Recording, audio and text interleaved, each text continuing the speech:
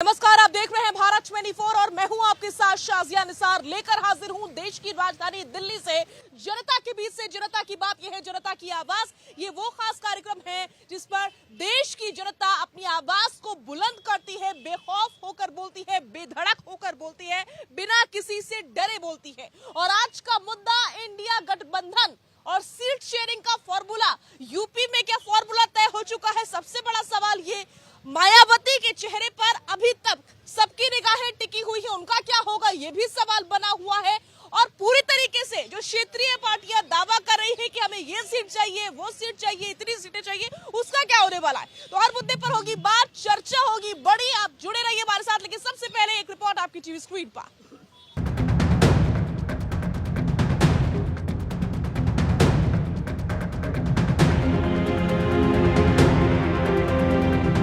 जिस ढंग से उनके महागठबंधन के लोग कांग्रेस, आरजेडी और जदयू ने सीटों पर दावा किया है, वो मात्र 52% सीट।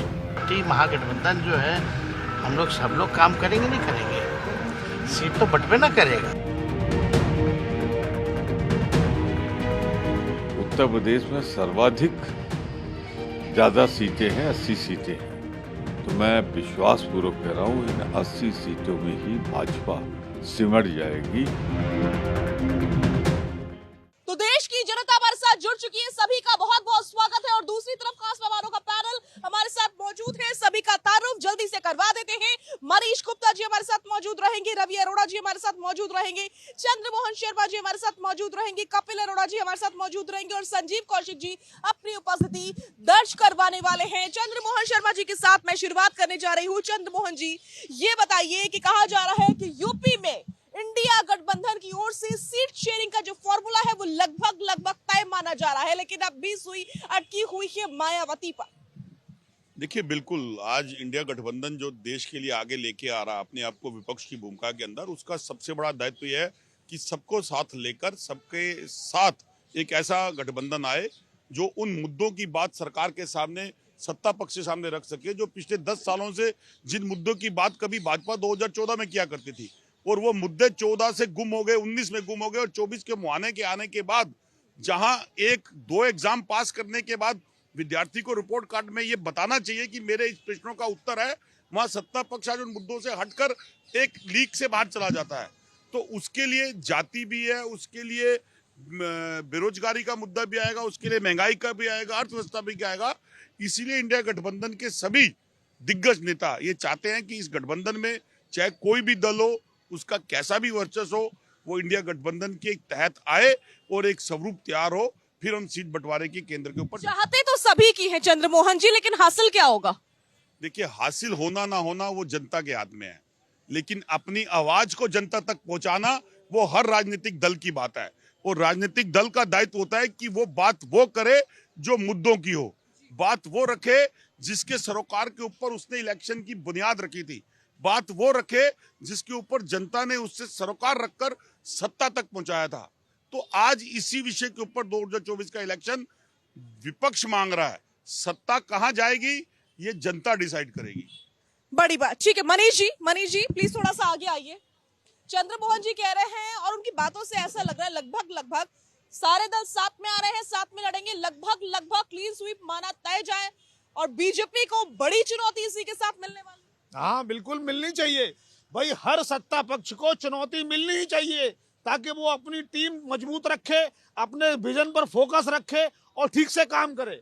उत्तर प्रदेश की अगर मैं बात करूं तो मैं पूछना चाहता हूं कि आम आदमी पार्टी को कितनी सीट दी जा रही है, क्योंकि मुझे ऐसी सूचना है विश्वस्त सूत्रों से कि आम आदमी पार्टी सभी के सभी सीटों पर चुनाव लड़ेगी। और अगर चुनाव लड़ेगी तो वो कांग्रेस के ही वोट काटेगी, क्योंकि दिल्ली में, पंजाब में कांग्रेस की वोटों के ऊपर चढ़ के आम आदमी पार्टी ने सरकार बनाई है। तो आम आदमी पार्टी को भूलना ठीक नहीं होगा। और आम आदमी पार्टी को तो कोई पूछ नहीं रहा है, ऐसे में अरविंद केजरीवाल जी नाराज हो सकते हैं। और मायावती जी ने बता दिया कि अखिलेश यादव उसी पार्टी के हैं जिस पार्टी के नेता मुलायम सिंह के नेतृत्व में उन पर जानलेवा हमला किया गया, उनको जो चोट पहुंचाई गई, जो आज तक उनके सीने में दफन है। और मुझे लगता है जिस तरीके से वो नाराजगी उन्होंने ट्विटर पे जाहिर की, जो एग्रेशन दिखाया, और नतीजा ये निकलता है कि बहुजन समाज पार्टी किसी भी तरह से कांग्रेस के अंडरस्टैंडिंग में, झांसे में नहीं आएगी। वो इंडिपेंडेंट चुनाव लड़ेगी, क्योंकि उन्हें पता है कि दलितों का अगर कोई भला कर सकता है तो बहुजन समाज पार्टी ही कर सकती है। ठीक है संजीव जी, आम आदमी पार्टी के ऊपर क्या जवाब है आपका? चाचा चौधरी की कहानियां तो पूरी सुना चुके ही है। बात यह है कि देखिए, जब कभी भी गठबंधन की राजनीति होती है, कोई भी राजनीतिक दल अपनी दावेदारी इतना आसानी से वो नहीं छोड़ती, वो अधिकतम सीटों पे लड़ना चाहती है। लेकिन सवाल यह है कि जब गठबंधन में सारे दल एक होते हैं तो देखना ये होता है कि क्वालिटी कैसी है, किस सीट पर किस पार्टी का कौन सा नेता जीत रहा है, तो उसके आधार पर उसे ये सीटें उसके आधार पर ये सीटें दी जाती। अरे घबरा क्यों रहे भाई, हम बता रहे आप तो कह रहे थे गठबंधन ही नहीं होने वाली है, मजबूत विपक्ष ये कह रहे थे।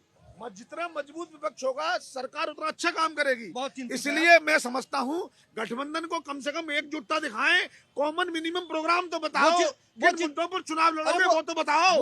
वो चिंता करने दीजिए गठबंधन के नेताओं को। गठबंधन के नेता एकजुट हैं। कौन है गठबंधन का नेता, यही तय नहीं हुआ है।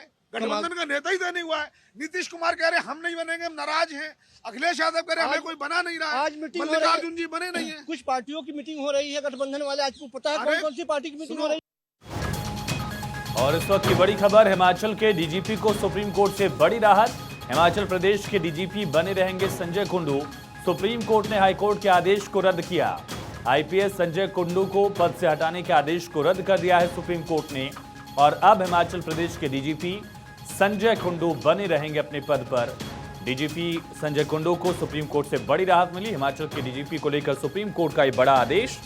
हिमाचल प्रदेश के डीजीपी संजय कुंडू बने रहेंगे। सुप्रीम कोर्ट ने हाई कोर्ट के उस आदेश को रद्द किया जिसमें संजय कुंडू को हटाने का आदेश था। आईपीएस संजय कुंडू को पद से हटाने के आदेश को सुप्रीम कोर्ट ने रद्द कर दिया है। हाई कोर्ट का यह आदेश था, लेकिन सुप्रीम कोर्ट ने उसे पलटा और अब हिमाचल प्रदेश के डीजीपी बने रहेंगे संजय कुंडू। हिमाचल के डीजीपी बने रहेंगे संजय कुंडू, ये बड़ी खबर है। हिमाचल के डीजीपी को सुप्रीम कोर्ट से बड़ी राहत। अगर मौसा और फूफा मिलेंगे तो मीटिंग नहीं होगी। कमाल की बात सारे है। लोग संजीव जी इस बात में वजन इसलिए हो जाता है क्योंकि संयोजक पर सवाल बार बार उठ रहे हैं। प्रधानमंत्री पद का चेहरा आप लोगों की तरफ से कौन होगा, ये भी सवाल उठ रहे हैं।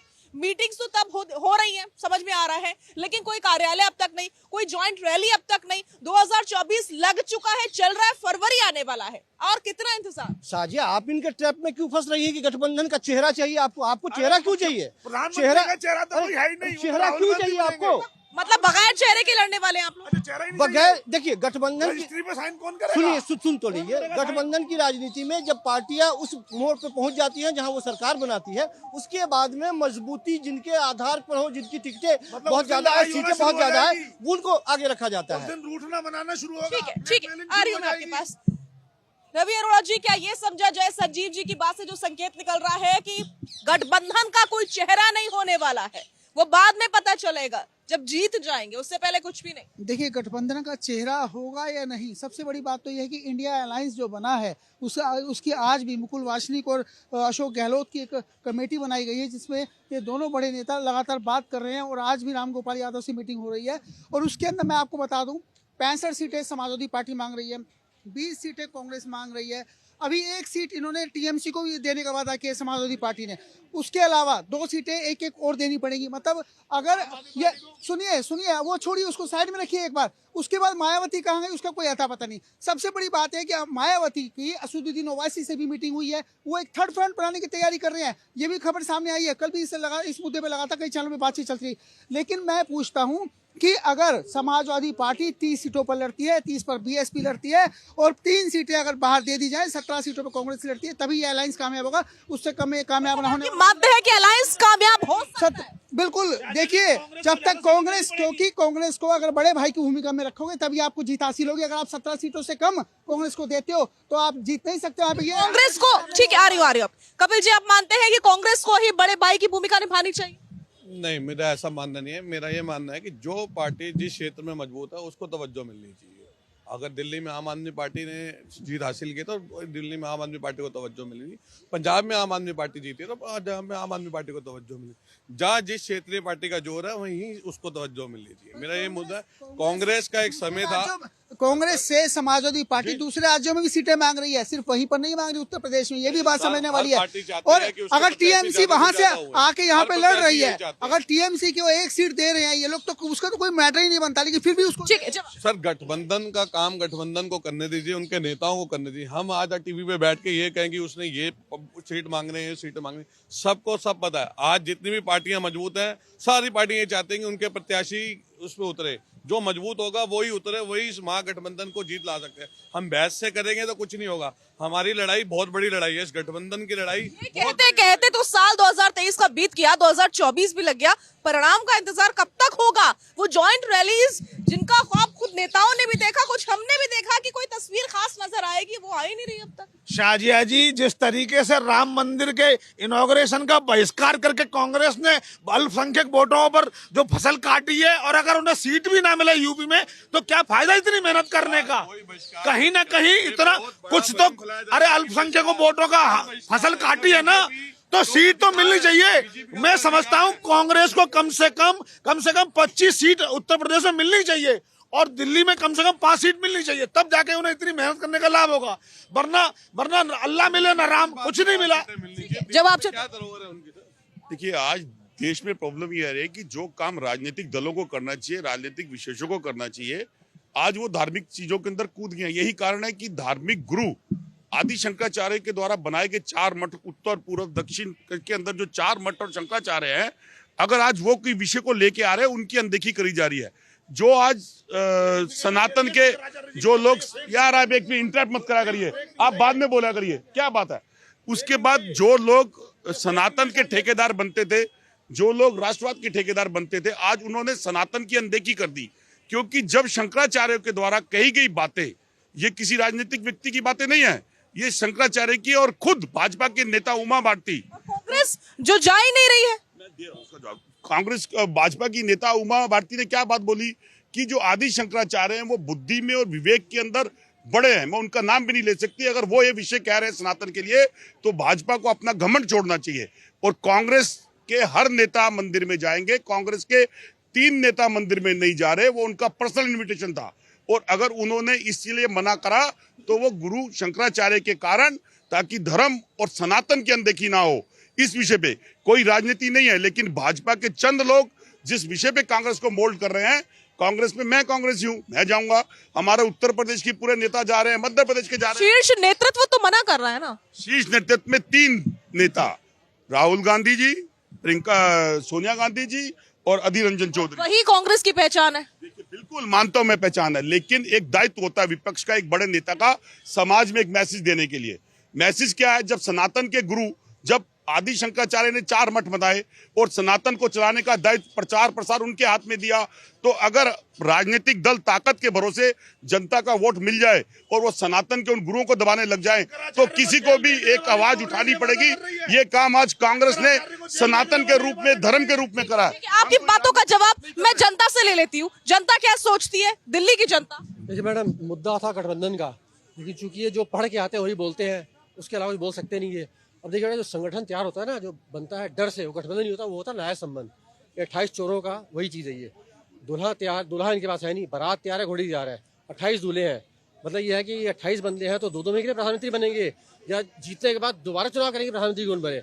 इनका मतलब माइंड क्लियर, थोड़ा माइंड ही नहीं है ये, मतलब इनका फोकस नहीं है, विजन नहीं है, ये पता नहीं क्या सोच के बैठे हुए हैं कि क्या करेंगे, खुद नहीं पता। देखिए मैम, हमने पहले भी आवाज उठाई कि आपके प्रश्नों का इनके पास जवाब संतुष्टपूर्ण होता ही नहीं है, और जनता को भी संतुष्टपूर्ण जवाब नहीं मिल पाता। मैं कहता हूँ, अगर ये गठबंधन बना रहे हैं, एक कांग्रेस बहुत पुरानी पार्टी है, ओल्ड पार्टी है, और एक बिल्कुल नई पार्टी है, तो सभी अपने क्षेत्रों में, सभी अपने स्टेटों में, सब अपने राज्यों में चुनाव लड़ना चाहते हैं।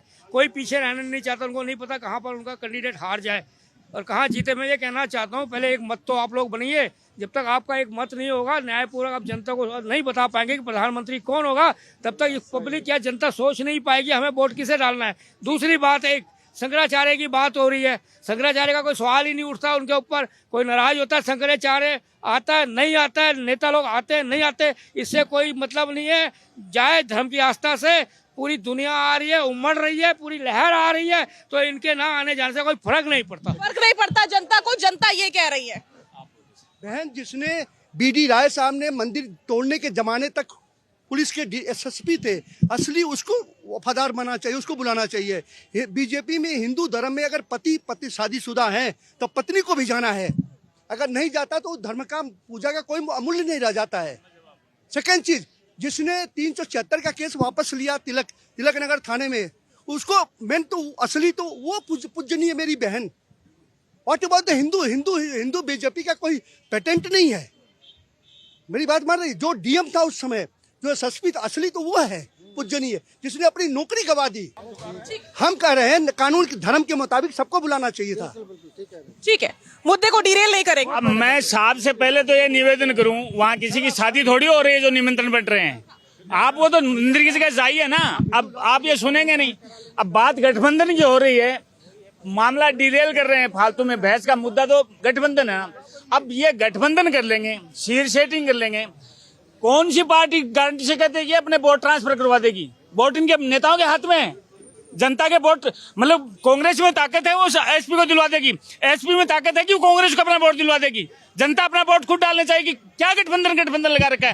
आपके पास कोई चेहरा नहीं है, आपके पास नियत नहीं है, आपके पास कोई मैनिफेस्टो नहीं है कि हम इस मुद्दे पे चुनाव लड़ रहे हैं। आपके पास एक है, मोदी जी हटाओ, उसके बाद क्या करोगे? मोदी जी हटाओ, लूट मचाएंगे परिवार के लिए। मैं आपके भारत 24 के चैनल के जनता की आवाज के माध्यम से देश की जनता से निवेदन करना चाहता हूं कि पारिवारिक पार्टियां, चाहे वो बड़ी हो छोटी हो, उनको बाहर का रास्ता दिखाओ। जो पार्टी अपना संयोजक चेंज नहीं कर सकती 10-12 साल तक, आम आदमी पार्टी, जो पार्टी अपना 19 साल तक अध्यक्ष चेंज नहीं कर सकती, उनको घर का रास्ता दिखाइए, जब भी भला होगा। मैं बीजेपी का भी नहीं हूं, लेकिन मैं उनमें एक क्वालिटी देखता हूं कि वो अपना अध्यक्ष बदलते हैं, उनका अपना इंटरनल लोकतंत्र है। ये क्या लोकतंत्र है? सभी को मौका मिलता है। संजीव जी से जवाब लेते हैं। लोग चुनाव लड़े थे, कितने अध्यक्ष के लोग चुनाव लड़े थे बीजेपी में? एक और नाम बता दीजिए वर्तमान अध्यक्ष के साथ साथ जिनके साथ चुनाव लड़े थे। सवाल यह है कि जनता है, जनता को बोलने का अधिकार है, जनता बोले। मैं सिर्फ ये कह रहा हूँ कि एक भ्रम जनता के बीच में फैलाया जा रहा है कि कांग्रेस पार्टी ने बहिष्कार कर दिया। कांग्रेस पार्टी उससे पहले भी गई है, वो तमाम पार्टियां, मैं केवल कांग्रेस की भ्रम कैसे है? मना किया तभी तो पहली बात। मेरी बात तो पूरी हो जाने दीजिए। भ्रम तब होता है जब बात में कुछ झूठ होता है, वो लोग जा रहे होते। बहिष्कार का मतलब ये होता है कि हम कभी पहले नहीं गए और आगे भी नहीं जाएंगे। केवल भारतीय जनता पार्टी जो एक राजनीतिक प्रपंच रच रही है, उस तरह के उस प्रोग्राम से ये पार्टियां अलग हो रही है। रामलला का जो मंदिर है, जो जन्म स्थान है, वो राजनीतिक प्रपंच नजर आ रहा है आपको? सुप्रीम कोर्ट ने फैसला दिया, सरकार ने एक ट्रस्ट बनाया, ट्रस्ट के सर्वा चंपत राय को बना दिया गया। और चंपत राय वो आदमी जो आदमी खुलेआम कैमरे के सामने कहता है कि देश के प्रधानमंत्री विष्णु के अवतार है, वो आदमी चुन चुन के भारतीय जनता पार्टी के लोगों को निमंत्रण पत्र दे रहा है। ये हमको समझाने का प्रयास कर रहे हैं कि सोनिया गांधी को भी निमंत्रण, ये हमको समझाने का प्रयास कर रहे हैं कि भगवान राम का निमंत्रण आया है। मनीष जी, भगवान राम का निमंत्रण नहीं आया है, भगवान राम का निमंत्रण आता है। तो हम उससे पहले भी गए हैं, और आगे भी जाएंगे। लेकिन चंपत राय के निमंत्रण की जरूरत नहीं है हमको जाने के लिए अयोध्या। आप बताइए राहुल गांधी कभी अयोध्या गए हैं क्या, या कभी मथुरा गए हैं क्या? वो तो अरे भाई, वो तो दिखावे के लिए सोमनाथ गए थे, वो शंकर भगवान ने खुद समझ लिया। देखिए, सच्चाई ये है कि अभी एक भाई साहब कह रहे थे, कांग्रेस के नेताजी कह रहे थे कि शंकराचार्यों ने मना कर दिया। अरे भाई, एक शंकराचार्य का क्लैरिफिकेशन मैं दिखा दूं आपको। उन्होंने कहा हमारे यहाँ से ऐसी कोई न्यूज नहीं है, हमने कोई भी, एक मिनट सुनिए, नहीं है। और दूसरी बता दूं, ये वो कांग्रेस पार्टी है, शाहजिया जी, ये वो कांग्रेस पार्टी है जिसने आधी रात को 2014 से पहले शंकराचार्य को दिवाली की रात को पूजा करने के बीच में से गिरफ्तार किया था। तो ऐसे लोग जो शंकराचार्य के विरोधी हैं, वो शंकराचार्य की बात कर रहे हैं। अरे इनको तो कहिए एक बार मंदिर के दर्शन कराओ, पाप तर जाओगे। देखिए, प्रॉब्लम इस देश में क्या है कि जब सत्ता पक्ष या सत्ता पक्ष के साथ वाले किसी व्यक्ति से बात करी जाए तो उसको धर्म की आड़ लेनी पड़ जाती है। अरे हमने कहाँ विषन खड़ा करे? राम को पूजने के लिए, राम के 5 दर्शन करने के लिए राम जी के पास निमंत्रण का दौर किसने पैदा करा? आपने। उस मंदिर में जाने के लिए आपने निमंत्रण की प्रथा चालू करी है। निमंत्रण की कोई जरूरत नहीं है, हजारों लोग वैसे भी जाएंगे क्योंकि वो राम भक्त है, आपके बुलाने के बिना भी जाएंगे। तो इसको प्रमाणित करने की कोशिश ना करें, ये मैं दोबारा बोलता हूँ। उसके बाद जिस शंकराचार्य के बारे में आप बात कर रहे हैं, मैं आपको उन्हीं के एक बयान सुना देता हूँ, जो लेटेस्ट बयान है। क्यों नहीं जा रहे? किसी रागत, खैर इसमें आएगा नहीं, चलो छोड़ देते हैं। उन्होंने क्या बात बोली है कि आज शंकराचार्य है उनका प्रसार और प्रसार का काम होता है और मंदिर की जो रूपरेखा है वो अधूरी है, तो अभी उसका काम नहीं होना चाहिए था। वो रामनवमी पे होता तो अच्छा होता, लेकिन भाजपा के नेता इलेक्शन के कारण उसका स्वरूप तैयार कर रहे हैं, जिसके कारण हम उसके अंदर नहीं जा रहे हैं। और कांग्रेस के नेताओं ने क्या कहा, जो 3 नेताओं जिसके पास निमंत्रण गया, कांग्रेस बिल्कुल विरोध नहीं है इस चीज का। मैं ब्राह्मण हूं, मैं किसी विरोध में नहीं हूं, मेरी पार्टी है, मेरी विचारधारा है इस चीज के ऊपर। मैं गर्व करता हूं कि मेरे नेताओं ने एक सच कहते समय डरे नहीं, उस बात को कहा कि हम आदि शंकराचार्यों के साथ हैं। अगर प्रचार और प्रसार का काम सनातन धर्म का शंकराचार्य करते हैं, अगर शंकराचार्य 4 आमंत्रित नहीं किए जा रहे तो हम 3 नेता वहां नहीं जाएंगे। तो इसके ऊपर किस बात का हल्ला? आप ठीक है कपिल जी, प्लीज थोड़ा सा आगे आइए। और आज का मुद्दा है सीट शेयरिंग का फॉर्मूला उत्तर प्रदेश में। आम आदमी पार्टी का क्या पक्ष है वहाँ पे? मैंने आपको बोला जो प्रत्याशी मजबूत होंगे उनको टिकट मिलनी चाहिए, उनको आगे बढ़ाना चाहिए। हम कहें कि मैं डिसाइड करूंगा, आप नहीं मिला, नहीं हो पाया, नहीं संभव रहा, मजबूत है उसको मिलना चाहिए, इसमें कोई नाराज होने आपकी मांग हो गई, ये तो मांग हो गई। अगर आप लोगों को वैसा नहीं मिला तो फिर क्या होगा? नहीं, मांग हम बेसिकली जो आम आदमी पार्टी है वो दिल्ली, पंजाब, गुजरात के अंदर ज्यादा जोर है, जहाँ पे हमारा वर्चस्व, जहाँ हमारा संगठन तैयार है, वहाँ पे ही हम काम करना चाहते हैं। हम ये नहीं चाहते कि हमें हर जगह सीटें मिले। जहाँ इंटरेस्ट ही नहीं है यूपी में कुछ खास। इंटरेस्ट है, जहाँ पे मजबूती होगी, जहाँ हमारे प्रत्याशी मजबूत होंगे, वहाँ हम जरूर इंटरेस्ट दिखाएंगे। बाकी गठबंधन के सारे नेता तैयार करेंगे, जो गठबंधन में जो डिसाइड होगा वो करेंगे। गठबंधन से अगेंस्ट जाना हमारा काम नहीं है, गठबंधन के साथ है। गठबंधन का होगा वो स्वीकार्य होगा। गठबंधन में वो कैंडिडेट हर दल लाएगा जो वहां की जनता से जुड़ा होगा, जो एक अच्छा दायित्व निभा के भाजपा को टक्कर दे सकेगा।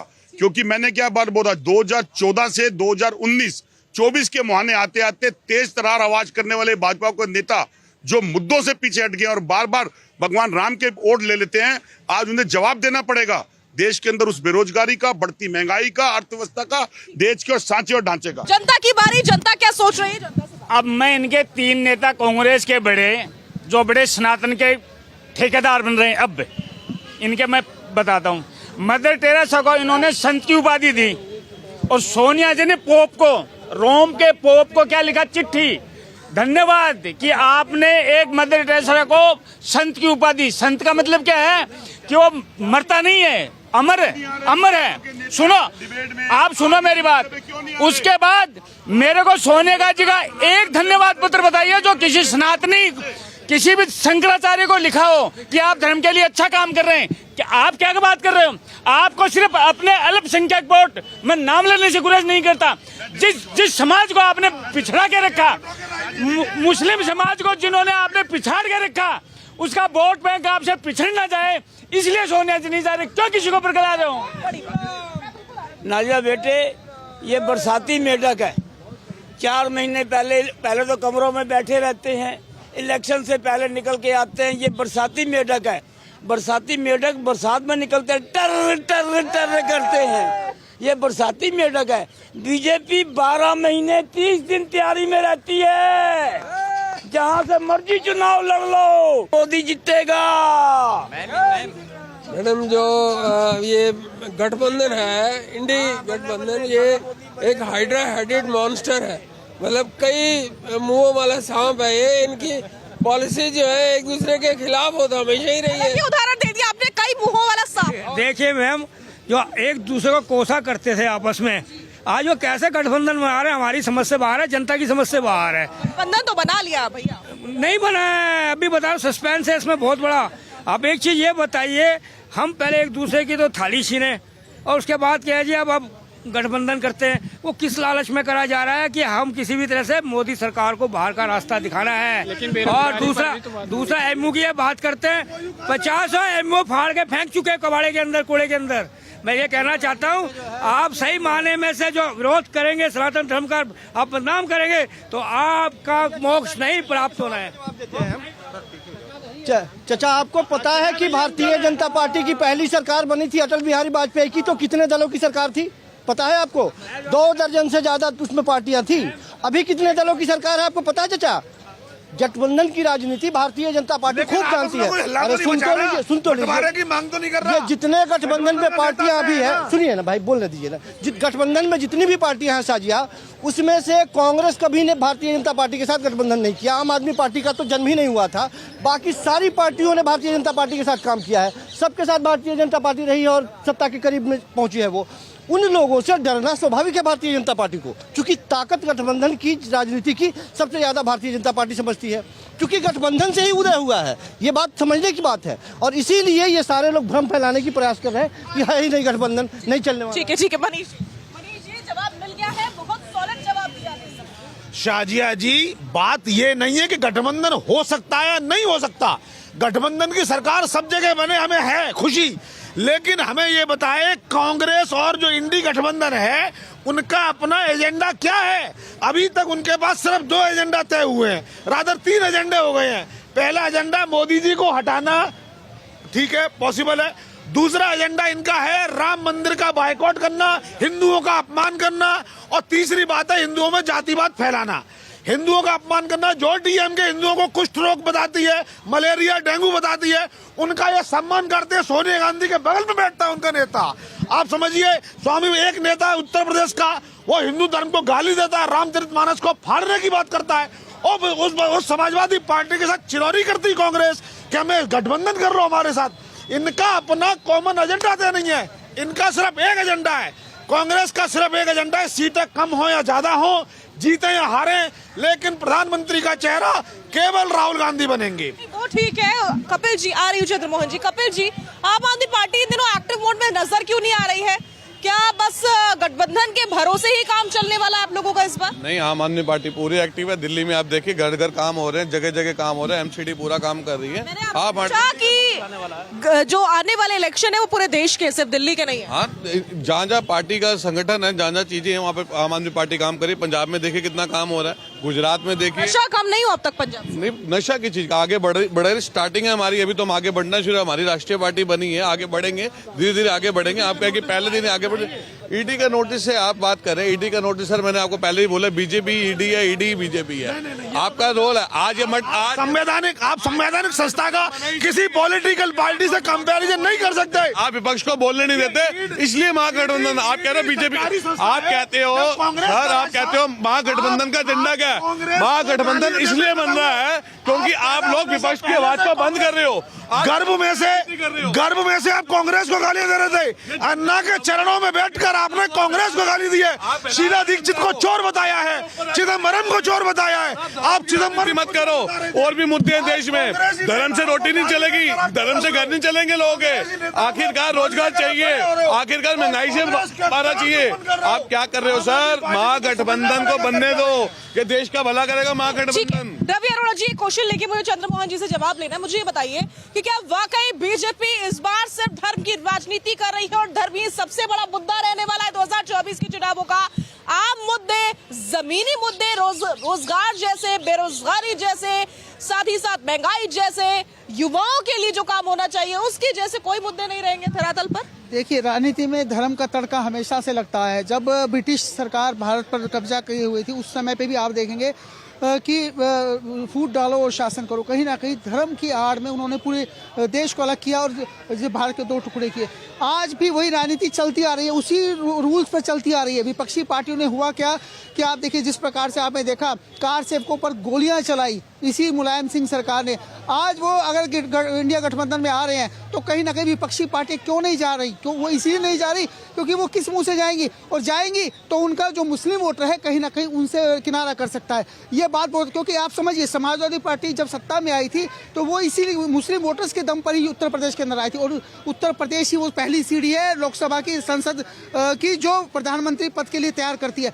और सबसे बड़ी बात बता दूं मैं, 5 राज्यों के अंदर, 5 राज्यों में जो है इंडिया गठबंधन टूट रहा है। उत्तर प्रदेश में, बिहार में, बंगाल में, महाराष्ट्र में और तमिलनाडु में। यहाँ आप देखेंगे आने वाले टाइम के अंदर ये गठबंधन टूट जाए। उसका कारण मैं बताता हूँ। और सबसे बड़ी बात, जिस प्रकार से से पहले या बाद में नहीं, चुनाव से पहले चुनाव ये गठबंधन नहीं टूट जाएगा। ये इंडिया गठबंधन आप देखेंगे जब सीट शेयरिंग की बात चल रही है, इन 5 राज्यों के अंदर, इन 5 राज्यों में साइन हो ही नहीं सकते, क्योंकि तमिल आप समझिए पश्चिम बंगाल के अंदर मात्र 2 सीटें जो इनके पास ऑलरेडी है कांग्रेस के पास, उस पर क्या लड़ लेंगे। सबसे बड़े महाराष्ट्र के अंदर, तमिलनाडु में स्टालिन कभी नहीं देने वाला इनको।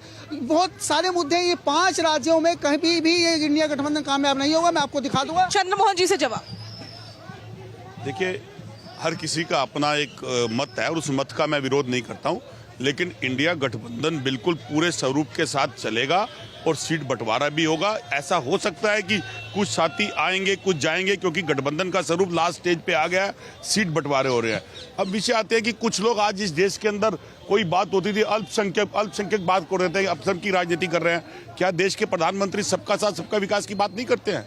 और अगर सबका साथ सबका विकास करना है तो अल्पसंख्यकों का भी होगा, हर कम्युनिटी का भी होगा। तो उनके नेता सदन के अंदर खड़े होकर एक वर्ग के व्यक्ति के ऊपर गाली गलौज करें और उसका देश का हिंदू भी पूछता है कि हमारी आवाज विपक्ष के कौन से नेता उठाते हैं। इसीलिए यही प्रश्न उठाना है। प्रश्न उठाने का काम विपक्ष का है, मानना न मानना जनता पक्ष का है। लेकिन विषय क्या आते हैं, उन विषयों के ऊपर आपको जब मीठा मीठा लगे गप गप, जब साजिया अगर खड़े होके डिबेट कर रही है तो साजिया अल्पसंख्यक नहीं है, लेकिन एक मुस्लिम अगर कोई प्रश्न खड़ा कर दे तो अल्पसंख्यक है। ये 2014 के बाद जो देश की बनावट, जो 1947 से पहले अंग्रेजों ने फूट डाल और शासन करने की नीति करी थी, उसी नीति पे आज भाजपा ले आई। भाजपा आज देश के अंदर सरदार पटेल वर्सेस नेहरू, गरीब वर्सेस अमीर, महिला वर्सेस आदमी, बेरोजगार वर्सेस अमीर, इन वर्सेस करते करते आज देश के अंदर उन्होंने राम को भी बदल डाला। राम के भी 2 ग्रुप बना दिए कि अगर कांग्रेसी हो या और वक्ष के व्यक्ति हो तो आप राम को नहीं मानते, और भाजपा के हो तो आप राम भक्त हो। कैसा देश दे रहे हो आप?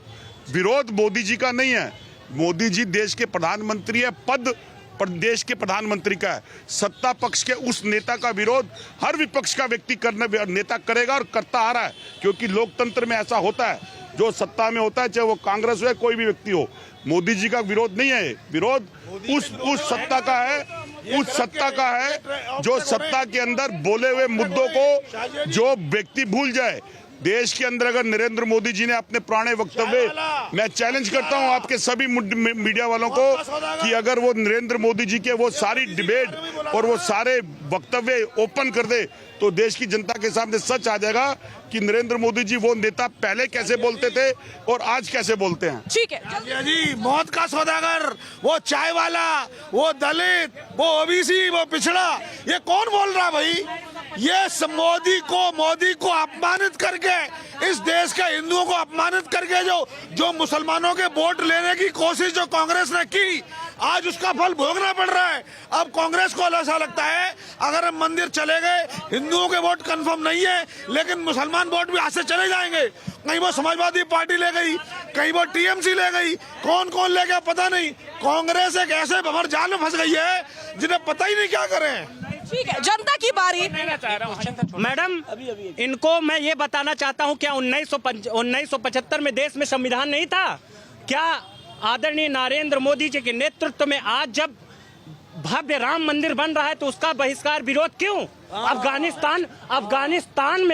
अफगानिस्तान में जाकर बाबर की कब्र को देखते हैं, और आज जिस राम मंदिर के निर्माण के लिए 140 करोड़ की जनसंख्या ने चंदा दिया है, ये देश की जनता का अपमान है और देश की जनता आपको इसका जवाब जरूर देगी। और एक बात आपके चैनल के माध्यम से मैडम बता देना चाहता हूं कि ये कांग्रेस पार्टी ही सनातन की श्रापित पार्टी है। करपात्री जी महाराज ने इस कांग्रेस को श्राप दिया था। और आज मैं और बता देता हूँ, झंडू बाम ले लीजिएगा। आदरणीय नरेंद्र मोदी जी आज से 11 दिन के व्रत पे हो गए, नासिक में उनका कार्यक्रम चालू हो गया है। मैं इन कांग्रेस वाले भाई साहब को बताता हूँ, आप भी इन्होंने लेटेस्ट कैंपेन चलाए 138 वर्ष वाले, 138 वर्ष हो गए देश को आजाद हुए। मुझे ये कहने में कोई गुरुज नहीं है आपके भारत 24 के माध्यम से कि ये अंग्रेज पार्टी है, क्यों 138 वर्ष पहले अंग्रेजों ने इसकी स्थापना की। हाँ 67 के बाद का कैंपेन चलाते तो हम मानते हैं हमारे देश की राष्ट्रीय पार्टी।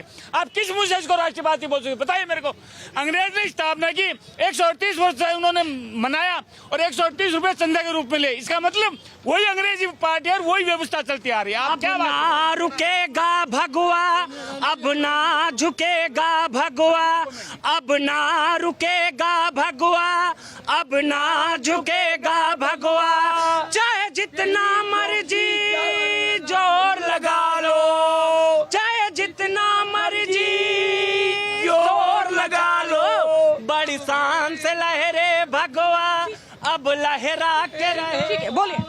देश को समझने की बात यह है कि आज नीतीश कुमार जी को यह कहना पड़ रहा है कि ऑल इज वेल, मतलब ये बहुत बड़ी बात है। मतलब क्यों इतना मीडिया के सामने क्यों बोलना पड़ रहा है कि ऑल इज वेल, क्योंकि ऑल इज वेल होता तो ये मीडिया के सामने बोलने की जरूरत नहीं थी। सबसे बड़ी बात है, देखिए आज सीट शेयरिंग की बात हो रही है, बहुत अंदर से बात हो रही है, देश के सामने बात आ रही, सब कुछ अच्छा चल रहा है, लेकिन जैसे जैसे ये आगे सीट शेयरिंग की बात होगी ना, और जब सब अपनी अपनी जगह अड़ेंगे तो ये सीट शेयरिंग का फार्मूला सब फ्लॉप हो जाएगा। और मोदी की कोई काट देश में नहीं है, भाजपा सरकार की कोई काट नहीं है, और इसलिए पूरे देश में भाजपा को आना है। फिर से 24 में मोदी जी को ही बनना है। 24 में 405। ये विपक्ष वाले जितना मर्जी कीचड़ उछाल ले, कीचड़ में ही कमल खिलता है। ये याद रखो, कीचड़ में ही कमल खिलता है। मैं तो तीसरी आंख खोल के देखता हूँ विपक्ष में बैठने लायक कौन होगा। विपक्ष का सुपड़ा ही साफ है, साडा मोदी बल्ले बल्ले, बाकी सारे थल्ले थल्ले। ठीक है संजीव जी जवाब।